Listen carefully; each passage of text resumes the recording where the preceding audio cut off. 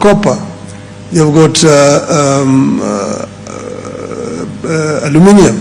But all those are made with raw materials coming from Africa. So if you can do the value addition on the continent, then you don't need to, people don't need to go to China. Those industries will come to Africa, and Africa will become the next factory of the world. This is one of the things that I have in mind.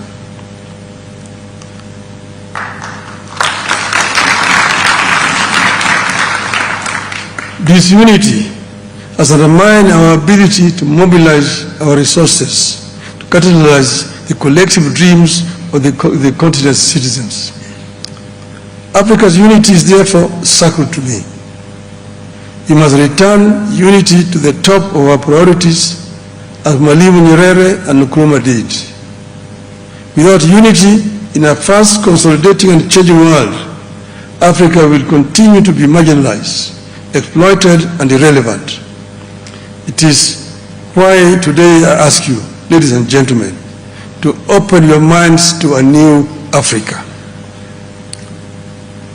Imagine an Africa that's booming with industry, where businessmen and women from Bamako in Mali can take the transcontinental high-speed rail to trade in Kampala, Uganda, where the cotton material from Lomé in Togo can be bought online by our housewife in Lusaka, where African products can be bought in supermarkets across the world under the name of African brands owned by Africans, and the African workers and farmers are proud of their products. An Africa that does not require visas for other Africans.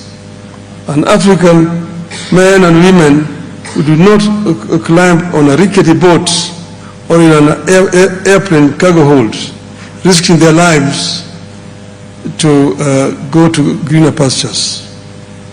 I envision a continent whose progress is driven by its own people, that pushes to be a dynamic, influential, and respected force in the international arena.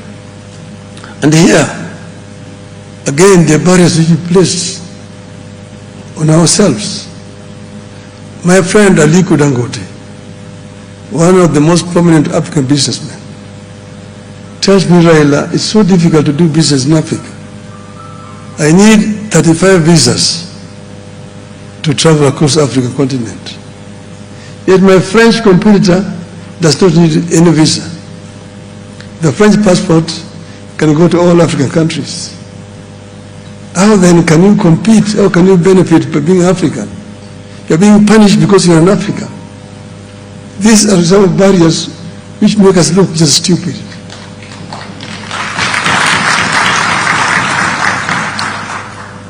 In Europe, when I was living there, traveling in Europe was very difficult. You had to have a visa. When I was traveling from Germany to Britain on a train, I needed a visa to transit through Belgium or Holland, 2 visas. And if you did not have that visa, they put you back on the train back to where you came from. Today, you don't need a visa in Europe. The Shenghen visa, you're going to go to any country in Europe. You only get, if you're traveling by road, you only get to know that you've crossed the border by seeing the different registration numbers. And so Europe has become a village. Why can you not do that in Africa? I intend to see that we introduce Africa, the AU visas, like the Schengen visa.